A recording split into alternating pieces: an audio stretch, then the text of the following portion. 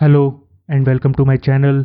My name is Ashutosh, and in the next 10 to 15 minutes I'll be discussing about the drainage system of India.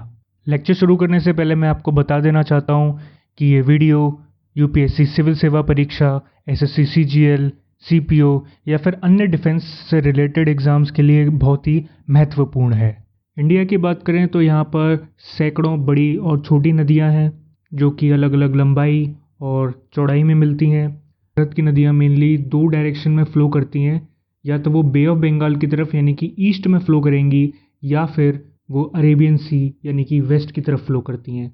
वैसे अगर generally fact की तरफ ध्यान दिया जाए तो 90% रिवर्स बे ऑफ बंगाल में ड्रेन कर जाती हैं, वहीं बह के चली जाती हैं, और सिर्फ बची कुची 10% पेनिनसुलर रिवर्स हमारी अरेबियन सी में फ़्लो करती हैं, गिर जाती हैं। भारत के ड्रेनेज सिस्टम को हमने बेसिकली दो पार्ट में डिवाइड किया हुआ है।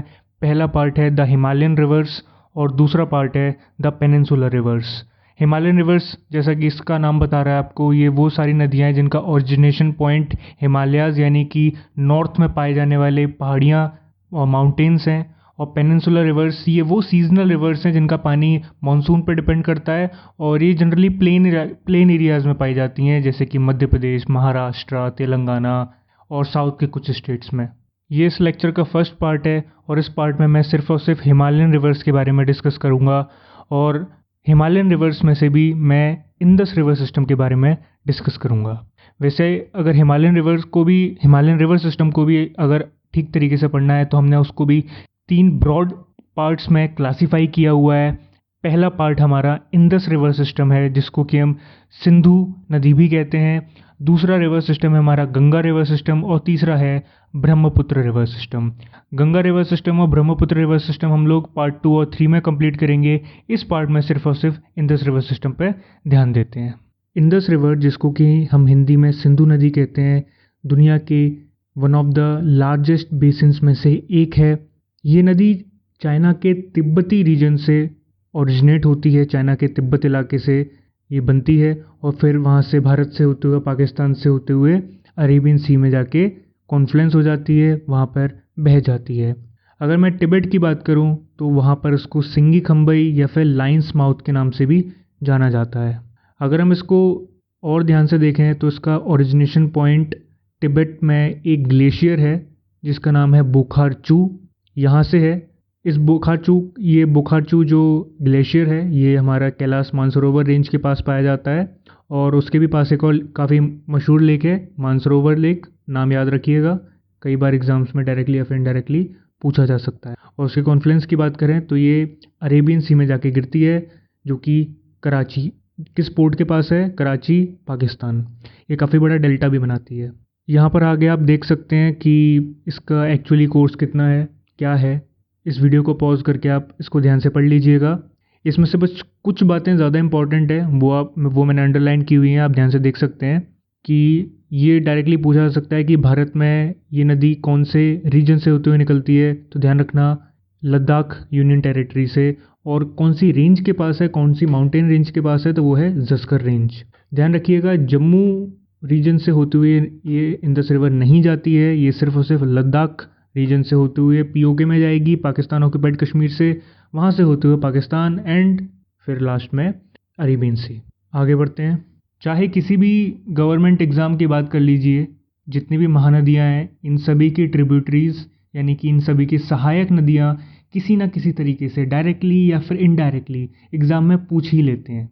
मैं आपको बताऊंगा कि इंडस रिवर की जो 5 मेन ट्रिब्यूटरीज़ हैं इनको किस तरीके से याद करा जाए, मैं इसकी ट्रिक आपको वीडियो के एंड में बता दूंगा। और ध्यान रखिएगा इन सब के नाम आपके लिए काफ़ी इंपॉर्टेंट है। मैं वैसे तो इंडस रिवर की काफ़ी सारी ट्रिब्यूटरीज़ हैं, छोटी या बड़ी, लेकिन मैं यहाँ पर सिर्फ 5 मेजर ट्रिब्यूटरीज़ के बारे में बात करूँगा, और उन पर कंस्ट्रक्टेड डैम्स या फिर और गवर्नमेंट प्रोजेक्ट्स के बारे में भी बात करूँगा। ये एग्ज़ाम में डायरेक्टली पूछे जाते हैं। तो सबसे पहली ट्रिब्यूटरी है हमारी झेलम। हमको किसी भी नदी के बारे में क्या याद रखना होता है? पहली चीज़ कि उसका ओरिजिनेशन पॉइंट कहाँ पर है। दूसरी चीज़, क्या वो किसी बड़े लैंडमार्क यानी कि किसी बड़ी कह सकते हो माउंटेन रेंज या फिर किसी पास या फिर किसी लेक से होते हुए तो नहीं गुजर रही है। और तीसरी चीज़ उसका कॉन्फ्लुएंस पॉइंट, यानी कि वो कहाँ पर जाके किस पोर्शन में जाके नदी में गिर रही है, फिर कौन सी नदी में आके मिल रही है, वो बहुत इंपॉर्टेंट है। तो 3 चीज़ें हमेशा याद रखिएगा किसी भी रिवर के बारे में। पहली चीज़, उसका ओरिजिनेशन पॉइंट कहाँ पर है। दूसरी चीज़, उसके आसपास कोई बड़ी चीज़ तो नहीं है, जैसे कि कोई माउंटेन रेंज या फिर कोई लेक वगैरह। और तीसरी चीज़ कि उसका कॉन्फ्लुएंस पॉइंट कहाँ पर है। तो यहाँ पे झेलम रिवर के बारे में देखते हैं।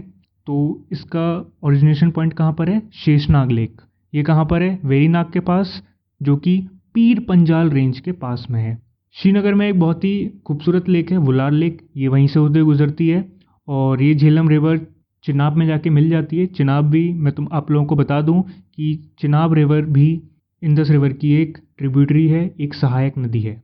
तो ये झेलम रिवर चिनाब में जाके मिक्स हो जाती है, लेकिन इंडिया में नहीं, पाकिस्तान में। आगे बढ़ते हैं, नेक्स्ट इज चिनाब। तो आप मैप में देख सकते हैं चिनाब कहाँ पर है, कुछ यहाँ पर। इस नदी का देखिए ओरिजिनेशन पॉइंट कहाँ पर है। तो वैसे तो ये 2 स्ट्रीम से मिलके बनी है, एक है चंद्रा और एक भागा, यानी कि ये 2 बहती हुई धाराएं हैं जो कि एक जगह पे आके मिल जाती हैं। और वो उस जगह का नाम है टांडी, जो कि किलोंग के पास है, हिमाचल प्रदेश में। फिर से बता देता हूँ, हिमाचल प्रदेश में एक जगह है टांडी जो कि किलोंग के पास में है।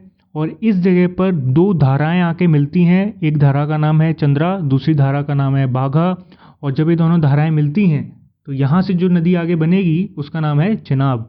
इस नदी को हम लोग चंद्रभागा भी कहते हैं, क्योंकि यहाँ पे आप समझ रहे होंगे, क्योंकि ये 2 स्ट्रीम से मिलकर बन रही है, एक चंद्रा और एक भागा, तो इसलिए इसका नाम कई बार चंद्रभागा भी है। इसके बारे में एक और ख़ास बात ये कि चिनाब नदी इंदस रिवर की सबसे बड़ी ट्रिब्यूटरी है, सबसे बड़ी ट्रिब्यूटरी। ये रिवर कुल्लू से होते हुए निकलती है, जो कि आपको सभी को पता है हिमाचल प्रदेश में एक फेमस हिल स्टेशन है। और अगर हिमालयन रेंज की बात करूँ तो पीर पंजाल रेंज या फिर ग्रेटर हिमालय, दोनों के आसपास में ही मिलती है ये चिनाब रिवर। आगे बढ़ते हैं रावी के बारे में। तो रावी रिवर का ओरिजिनेशन पॉइंट कहाँ पर है, रोहतांग पास। रोहतांग पास के बारे में खास बात क्या है, वो हिमाचल प्रदेश में है, कुल्लू हिल्स पर। इसके बाद अगर वैली कई बार एग्जाम में अगर पूछ ली जाए तो आप याद रखिएगा कि जो वैली है, यानी कि वो कौन सी घाटी से होते हुए गुजर रही है, तो वो है चंबा वैली, चंबा घाटी से। फिर से आ जाते हैं, ये पीर पंजाल या फिर धौलाधर रेंज के पास पाई जाती है। ये कहाँ पे मर्ज हो रही है, तो रावी रिवर चिनाब में मर्ज होती है, पंजाब रीजन में, भारत के पंजाब रीजन में नहीं, पाकिस्तान के पंजाब रीजन में। फिर से बता देता हूँ, रावी रिवर का ओरिजिनेशन पॉइंट है रोहतांग पास, यानी कि हिमाचल प्रदेश। इसके आसपास चंबा वैली है और धौलाधर रेंज या फिर पीर पंजाल रेंज के पास मिलती है। एंड इसका कॉन्फ्लुएंस पॉइंट है हमारा पंजाब, पाकिस्तान में। नेक्स्ट मेजर ट्रिब्यूटरी है हमारी ब्यास। तो देखिए, ब्यास भी हिमाचल प्रदेश के रोहतांग पास से ही होते हुए निकलती है, लेकिन खास बात यह है कि ये ब्यास कुंड से आती है। रावी रिवर ब्यास कुंड से नहीं आती, ब्यास रिवर आती है। तो ब्यास रिवर का ओरिजिनेशन पॉइंट है ब्यास कुंड, रोहतांग पास। और कौन सा स्टेट है, हिमाचल प्रदेश। अगर मैं हिमालयन रेंज की बात करूं तो यहाँ पर धौलाधर रेंज पड़ती है। ये रिवर आगे जाके सतलुज रिवर में मिल जाती है, स्टेट ऑफ पंजाब में। आगे बढ़ते हैं, लास्ट हमारी मेजर ट्रिब्यूटरी है द सतलज। सतलज रिवर का ओरिजिनेशन पॉइंट है रकास लेक, जो कि मानसरोवर लेक के पास है।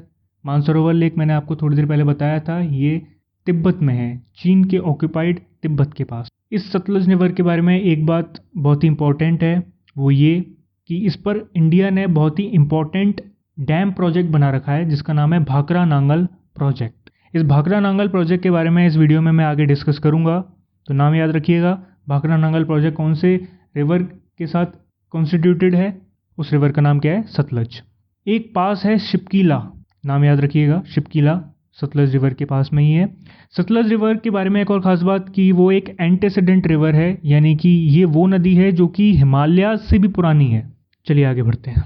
अगर आप ड्रेनेज सिस्टम ऑफ इंडिया में इंदस रिवर सिस्टम के बारे में पढ़ रहे हैं तो उसमें आपको एक चीज़ ज़रूर पढ़नी चाहिए, और वो है इंदस वाटर ट्रीटी। बहुत ही इंपॉर्टेंट ट्रीटी है, ध्यान से सुनिएगा, ध्यान से सुनिएगा। 1947 में जब एक बहुत ही बड़े इलाके को 2 इंडिपेंडेंट पॉलिटिकल एंटिटीज़ में डिवाइड किया गया, यानी कि इंडिया और पाकिस्तान के बीच में एक बहुत बड़े रीजन को डिवाइड किया गया, तो वहाँ पर एक डिस्प्यूट यानी कि एक विवाद पैदा हो गया इंदस रिवर के ऊपर, इंदस और उसकी सहायक नदियों के ऊपर। और ये विवाद आगे जाके इतना बड़ा हो गया कि वो एक इंटरनेशनल इशू बन गया। सालों तक वार्तालाप चलते रहे, नेगोशिएशंस होते रहे, मोलभाव होते रहे इंडिया और पाकिस्तान के बीच में, लेकिन कोई भी रिजल्ट नहीं निकला। फिर कुछ समय बाद वर्ल्ड बैंक की भूमिका के अंतर्गत भारत की सरकार और पाकिस्तान के बीच में एक बैठक करवाई गई और उस बैठक का रिजल्ट निकला इंडस वाटर ट्रीटी। ये 1960 में दोनों सरकारों के बीच में साइन करी गई थी। अब यहाँ से ध्यान से सुनिएगा कि इस ट्रीटी में खास बात क्या थी। इस ट्रीटी के अंतर्गत इंडस रिवर सिस्टम की 3 नदियाँ यानी कि रावी, ब्यास और सतलुज का भारत अनरिस्ट्रिक्टेड यूज़ कर सकता है, यानी कि बिना रोक टोक के उन नदियों के पानी का इस्तेमाल कर सकता है, उस पर जितना चाहे उतना डैम बना सकता है। लेकिन साथ ही साथ 3 वेस्टर्न रिवर्स यानी कि इंडस, झेलम और चिनाब, जो कि इंडस रिवर सिस्टम का ही हिस्सा है, उस पर पाकिस्तान का अनरिस्ट्रिक्टेड यूज़ है, यानी कि उस पर इंडिया अपना हक नहीं जमा सकता, इंडिया कोई भी डैम कंस्ट्रक्ट नहीं कर सकता। दोबारा से बता देता हूँ, रवि, ब्यास और सतलुज एक तरीके से भारत की हो जाती हैं पूरी की पूरी। उन पे भारत चाहे जितने डैम बना सकता है, कितने भी वाटर को यूज़ कर सकता है इरिगेशन के लिए। लेकिन साथ ही साथ इंडस, झेलम और चिनाब, इन तीनों रिवर का पाकिस्तान जितना चाहे उतना यूज़ कर सकता है। वैसे देखा जाए तो 20-80% का रेशियो चला था, यानी कि 20% भारत यूज़ कर सकता है उस पर। आगे बढ़ते हैं। अब मैं यहाँ से आपको कुछ major river valley projects, dams, barrages के बारे में बताऊंगा जो कि इंडस रिवर सिस्टम से एसोसिएटेड हैं।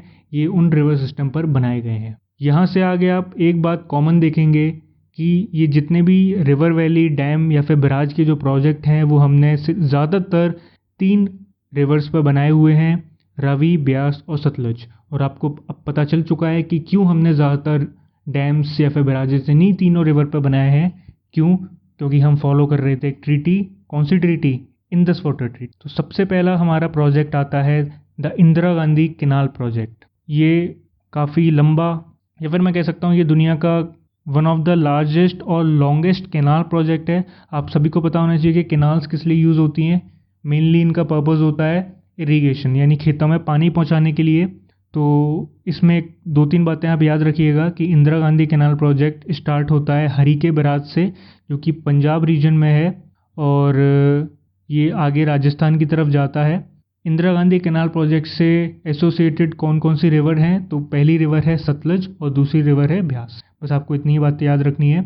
और देखा जाए तो इस कैनाल प्रोजेक्ट के अंतर्गत काफ़ी इलाकों में ड्रिंकिंग वाटर की भी सप्लाई होती है, क्योंकि राजस्थान के कई सारे इलाके हैं जहाँ पर पानी की काफ़ी कमी रहती है, तो वहाँ पर पीने का पानी भी इसी कैनाल से पहुँचाया जाता है। आगे बढ़ते हैं। भाखड़ा नांगल प्रोजेक्ट काफ़ी इंपॉर्टेंट प्रोजेक्ट है, कुछ समय पहले मैंने आपसे डिस्कस भी करा था ये। तो ये एक मल्टीपर्पज़ रिवर वैली प्रोजेक्ट है। रिवर वैली प्रोजेक्ट आप समझते होंगे, घाटी में बहती हुई रिवर के ऊपर बनाया गया है ये, यानी कि 2 पहाड़ियों के बीच में। बेसिकली ये नॉर्थ वेस्ट इंडिया में, देखिए शुरुआत से ये रहा है कि नॉर्थ वेस्ट इंडिया में बिजली की बहुत कटौती होती थी, वहाँ पे बिजली की सप्लाई अच्छे से नहीं पहुँच पाती थी। और मेन रीज़न सिर्फ यही था कि पहाड़ी इलाके हैं, पहाड़ी इलाकों में बिजली की सप्लाई प्लेन्स यानी प्लेन रीजन से कर पाना काफ़ी मुश्किल होता था। तो भारत सरकार ने इसका एक तरीका निकाला और वहीं पर एक प्रोजेक्ट बनाया, एक डैम कंस्ट्रक्ट करा, जो कि मल्टीपर्पज़ यानी कि वो कई सारे तरीके से काम आता था। उसका मेन जो यूज़ है वो है इलेक्ट्रिसिटी को बनाना, यानी कि बिजली की सप्लाई करना। साथ ही साथ ये कई सारी जगह पे इरिगेशन करने के भी काम आता है, यानी कि सिंचाई करने के भी काम आता है। हरियाणा और बेसिकली पंजाब के साउथ वेस्ट रीजन में इस प्रोजेक्ट से इरिगेशन किया जाता है। भाखड़ा नांगल प्रोजेक्ट का नाम 2 डैम्स पर रखा गया है, एक है भाखड़ा डैम और एक है नांगल डैम। इससे एसोसिएटेड रिवर का नाम है सतलज, जो कि कौन से स्टेट में है? हिमाचल प्रदेश। ध्यान रखिएगा कि हिमाचल प्रदेश में है ये भाखड़ा नांगल प्रोजेक्ट। इस रिजर्वायर को हम एक और नाम से जानते हैं और वो है गोबिंद सागर। ये काफ़ी इंपॉर्टेंट था। आगे बढ़ते हैं। ऊपरी डोब कैनाल, इसमें भी 2-3 बातें आप याद रखिए। कौन सी रिवर से एसोसिएटेड है? तो वो है रावी रिवर, और ये माधोपुर में, यानी कि पठानकोट के पास एक जगह है माधोपुर, वहाँ पर सिचुएटेड है। पठानकोट कहाँ पर है? पंजाब में, भारत के पंजाब रीजन में। और बेसिकली इसका काम सिर्फ और सिर्फ इरिगेशन है, कोई भी इलेक्ट्रिक सप्लाई इससे नहीं करी जाती। ये पंजाब के कुछ मेन डिस्ट्रिक्ट जैसे कि पठानकोट, गुरदासपुर, अमृतसर और तरन जैसे इलाकों में पानी की सप्लाई करता है, सिंचाई का काम करता है। फिर आता है पौंग डैम, इससे एसोसिएटेड रिवर है ब्यास, स्टेट का नाम है Himachal Pradesh. The thin dam, ये कौन सी नदी पे बनाया गया है? रावी, पंजाब में। और ये जो थिन डैम है ये हाइड्रो इलेक्ट्रिक पावर प्रोजेक्ट है, पंजाब का सबसे बड़ा हाइड्रो इलेक्ट्रिक पावर प्रोजेक्ट, यानी कि बिजली बनाई जाती है इससे।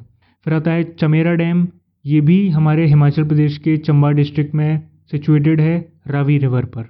ये इलेक्ट्रिसिटी प्रोड्यूस करने के काम आता है। अब इसके बाद दो मेन डैम्स हैं, ये काफ़ी न्यूज़ में भी रहते हैं क्योंकि ये डिस्प्यूटेड है, देख लेते हैं उनको।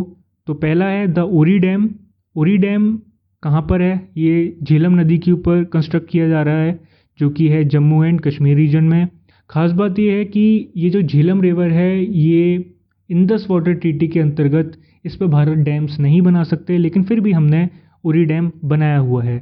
ऐसे ही एक और प्रोजेक्ट है द तुलबुल प्रोजेक्ट, ये भी हमने झेलम रिवर के ऊपर बनाया हुआ है और ये भी स्टेट ऑफ जम्मू कश्मीर में मिलता है और ये भी स्टेट ऑफ जम्मू कश्मीर में है। इसी के साथ लेक्चर समाप्त होता है। जाते जाते वीडियो को लाइक करिए, चैनल को सब्सक्राइब करिए और अपने दोस्तों में शेयर करिए और उनसे कहिए कि थोड़ा बहुत पढ़ लें।